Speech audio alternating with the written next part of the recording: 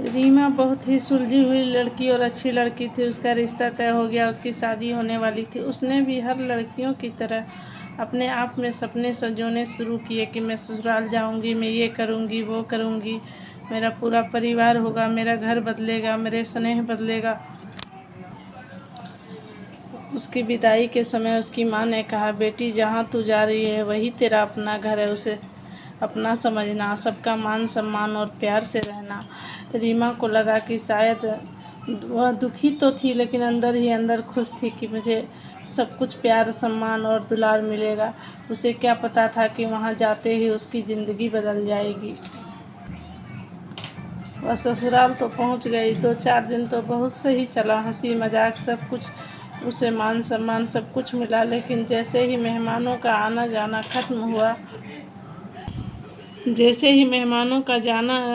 आना जाना खत्म हुआ, उसकी ज़िंदगी सच में तब शुरू हुई थी। सुबह होते ही सास ने ताना मारना शुरू किया, ओ बहू बहू उठ जा, क्या इतनी देर तक सोती रहेगी, उठो। रीमा ने जैसे तैसे अपनी आंखें खोली और किचन में जाकर सबके लिए नाश्ता बनाया। नाश्ता बनाकर सबको नाश्ता करवाया, फिर भी उसे बात बात पर ताने मिलने लगे। हर बात पर उसे ताना मिलने लगा, ये कहकर कि तुमने मायके से ये नहीं सीखा, वो नहीं सीखा। वह चुपचाप सहती रहती और सब काम करती रहती। वह थक एक दिन उसे बुखार सा लगा। उसे लगा कोई तो कहे कि आज तू आराम कर ले, खाना मैं बना। चुपचाप वह किचन में गई और खाना बनाती रही। खाना बनाने के बाद, रात को सबको खिलाने के बाद जब वह छत पे चढ़ी तो छत पर जाने के बाद वह चांद को देखती। चांद को देखने के बाद उसे अपनी माँ का याद आया। माँ को याद आते ही उसे उसकी आंखों से आंसुओं के धार बह फूटे। उसने जैसे तैसे खुद को संभाला और फिर नीचे आकर चुपचाप तकिए भिगोकर सो गई। अब उसकी आदत हो गई थी कि क्या किसे पसंद है, कब कौन सी चीज़ किसे चाहिए, लेकिन उसके बारे में कोई नहीं सोचता। उसका बर्थडे आया और चला भी गया, किसी ने पूछा तक नहीं। फिर भी वह चुपचाप सहती रही। एक दिन वह फर्श पर बैठकर थक हार कर बैठ गई। पड़ोसन की एक बुजुर्ग महिला आई। उसने उसे बैठे देख पूछा, बेटी क्यों दुखी हो, तुम्हें क्या हुआ है। ये सुनते ही वह अपनी आंसुओं को रोक नहीं पाई। वह फूट कर रोने लगी। उसे लगा शायद कोई अपना मिल गया है। वह दर्द बांटने के लिए कुछ बातें उनसे करने लगी। बातें करती ही रीमा की सास ने सुन लिया और सुनते ही उसे ताना मारना शुरू किया, ओह महारानी, जा बाहर ढिंढोरा पीट के आ कि तुम्हारी सास तुम्हें बहुत तंग करती है। वह चुपचाप उठी फर्श पर से और फिर कामों में लग गई। काम करते करते उसे ख्याल आया, शायद अब जीना नहीं, मर जाना ही बेहतर है। यह सोचते सोचते वह रोते रोते कब फर्श पर ही सो गई, लेकिन किसी ने उसे जगाया तक नहीं। फिर रात से सुबह हो गई। सुबह उठते ही उसने सोचा, आज तो मैं उस दिन उसने सुबह उठते ही तय किया कि आज वह अपने पति से बात करेगी। पति को जो ही उसने एक बात उसकी माँ के बारे में कहा, फिर क्या था, पति ने एक थप्पड़ जड़ दिया, ना सुना ना कुछ किया और ऑफिस चल दिया।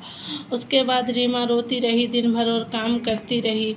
काम करते हुए जब उसकी सास ने इस बार ताना दिया तो उसने कहा, माँ जी, इतना भी किसी को मत सुनाइए कि अब सुनने के बाद उससे रहा ना जाए। फिर क्या था, उसने अपने आप को संभाला। वह सोचती रही कि मैं जब सबको संभाल सकती हूँ तो खुद को नहीं, मरना क्यों। अब मुझे मरना नहीं है, लेकिन अपने लिए भी जीना है और अपने लिए जीने के लिए मुझे शायद इस घर में लड़कर ही रहना पड़ेगा। आगे उसने सोचा कि आज जब सास बात बात पर ताना मारती कि तू करती ही क्या है, सारा दिन बैठी रहती, तो आज उसने सोच लिया कि आज मुझे कुछ करना ही नहीं है। बस क्या था, वह बिस्तर पकड़कर सोई रही। सबने उससे कहा क्यों महारानी आज काम नहीं करना। उसने कोई उत्तर नहीं दिया, बस वह खामोश रही। फिर क्या था, उसकी खामोशी ने सबका दिल दहला दिया था। वह ना कुछ बोलती, ना खाती, ना पीती, ना कुछ करती। दिन से रात हो गई थी। रात जब पति घर आया तो पूछा कि क्यों ऐसा कर रही हो, क्या तुम्हें घमंड हो गया है फिर क्या था, उसके पति ने कितने सारे सवाल किए लेकिन उसके मुंह से उफ तक नहीं निकला। बस चुपचाप बेड पर लेटी रही और रोती रही, अपने आप को कोसती रही। जैसे तैसे रात तो गुजर गई। सुबह होते ही उसकी सास ने कहा, तुम्हारी बहू को पता नहीं कौन सी सांप सूंघ गई है, वो तो पता नहीं उसे क्या हो गया, ना कुछ करती है, ना बोलती है, ना खाती है। फिर सुबह होते ही सास ने कहा, ओ महारानी महारानी, ओ महारानी, अब तो उठ जा, क्या कुछ नहीं करना। तब रीमा ने हल्की मुस्कुराहट के साथ कही, माँ जी, मैं तो कुछ करती हूँ नहीं, आप सब काम करते हैं, मैं तो सिर्फ बेकार ही ताने सुनती हूँ।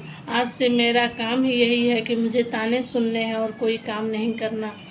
बस क्या, फिर उससे क्या था, उसकी सास और पति को समझ आ गई कि शायद ये सही कह रही है। आज तक हमने इसे वही कोई भी सुख सुविधा नहीं दी, बाकी बस सारे घर का ख्याल रखा, सबको खाना बनाकर खिलाया, अच्छी तरह से रखी।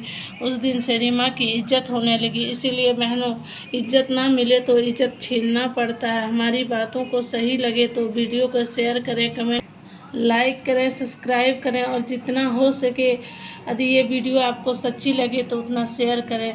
धन्यवाद बहन।